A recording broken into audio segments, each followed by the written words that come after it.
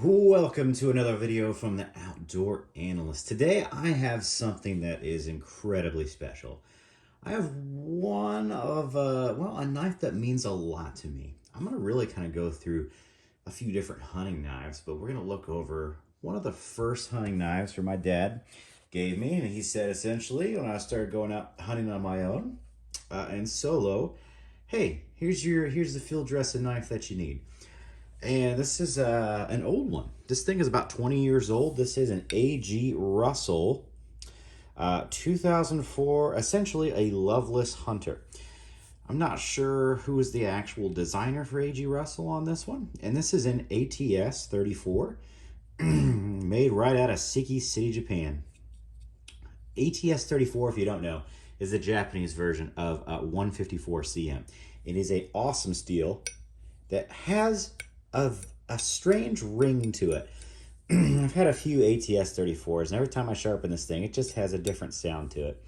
It is an interesting knife steel, and it is a really awesome knife. And I'll tell you, the first time I got out in the field, pardon, still getting over a sickness here, I took down a lovely buck, pulled this puppy out to field dress with it, and it was a terrible experience. I forgot to sharpen this thing before I went out, which was hilarious. Not hilarious. Luckily, I had a backup that day. Got taken care of just fine. After that, I promptly went reprofiled and worked on this thing. And what is this? This is a roughly a 3 3/4 inch cutting edge. I think a 4-inch blade overall, and about a 4-inch handle on here of a hollow ground V-edge, and it is super thin, super slicey.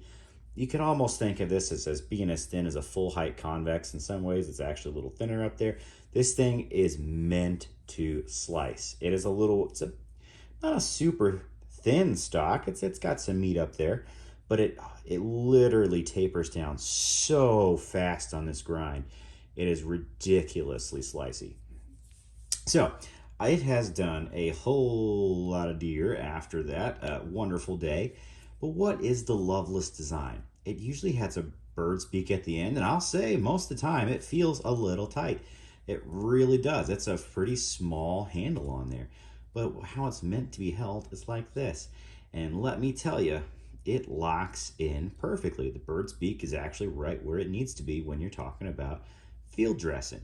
And that is what this knife absolutely excels at. It is an incredible drop point on there, incredibly slicey, and every single year I have to pull this out and repolish it because it gets crazy corroded. These are awesome brass pins and a brass bolster, and boy does it polish up really nice. But yeah, this was green just a couple of minutes ago.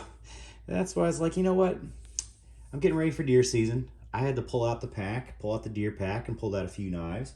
And I figured, you know what? Let's just talk about the A.G. Russel. This is a beautiful knife. Now, I looked on their website now, and they have something similar just with bone handles, which is like $1,400, and in D2 steel. Now, let me tell you, I would send you just about anywhere else before I said spend $1,400 on a D2 steel blade. Even this is great, but it's 154 CM essentially, ATS 34, but take that with a grain of salt there, a little bit different. You could find a Loveless Hunter from a lot of other companies. It's just the design is called a Loveless. It's very thin in the handle, very thin knife, but very ergonomic, and usually meant mostly just for game prep, working on game, and it does a great job at that. I mean, does it have a fun little back hold? Sure, but it's meant for field dressing. Beautiful knife. And I figured, you know what, let's just compare it against the knives that I have legitimately taken the most game with, and all the knives that are actually gifts to me from my father. Probably the knife that's actually taken the most game, and because this amazing little setup, is a Benchmade Steep Country. This little teeny knife has zipped up so much game. It's just been ridiculous. And how has S30V done over the years? Surprisingly well. I have not had any issues with chipping on this because, well, I don't hit a lot of bones. I do a pretty good job, and I'm pretty careful. Do I use the gut hook anymore? Not really. That was definitely awesome when I first started out. It was useful. It gave me some confidence and not worried about spilling guts as you're zipping up out there. But I don't really mess with that anymore. I honestly wish this was kind of just taken off. Then I know they'd make this deep country without the gut hook. If you're new, go ahead and use it. It's useful. Makes you feel good. Makes you feel confident. But if you're not new, yeah, you're never gonna use that gut hook again after the first few deer. But this thing is just immaculate. It's such a thin slicer. It gets down almost as thin as that hollow grind knife, but not quite as thin. It has a maybe a slightly smaller blade, just by a hair. Maybe a half inch shorter on the blade there. But also a very thin knife. Very, very thin. Pretty thin stock. Handle size is almost identical. Wonder why I love it so much. These are incredible at just field dressing. Medium to large size game. My other knife that I use, this is another gift from my father, is the Gunny Hunter and CPM 154. So the upgraded version of this steel essentially.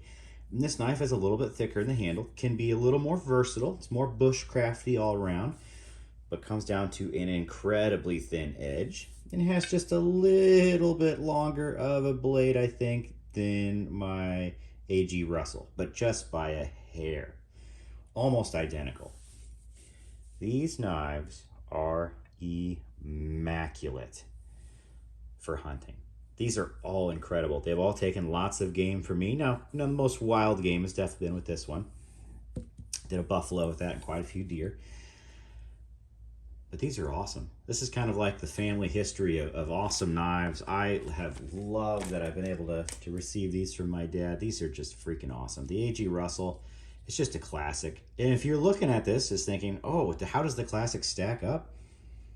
It stacks up amazingly well. This is a great knife design for field dressing. It really is. The Loveless is classic.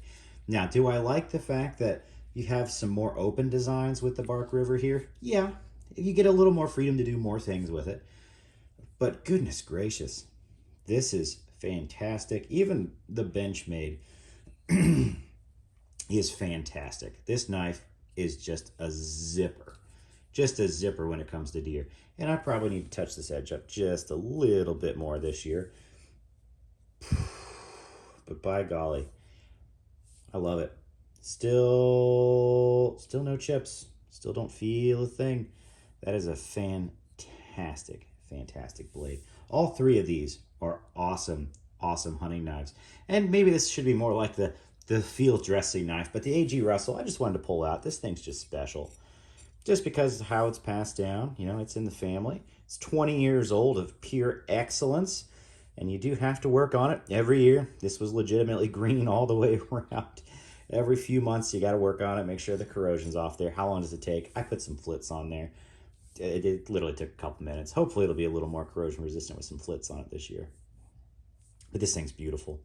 Just absolutely beautiful. The Loveless design is immaculate. I know Bark River does these. I've never picked up a Bark River Loveless or Classic Hunter, I think they call them. Just because I have this already.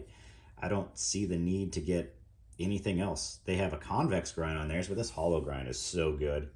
It is so thin and slicey. Yeah, it's perfect for Bambi. Perfect for Bambi. So, what's going to happen in a bit? Well, these are going to go back in the hunting bag. And that's going to be a beautiful thing. Although I think I'm going to work on this edge just a little bit. Make sure it's hair popping razor sharp.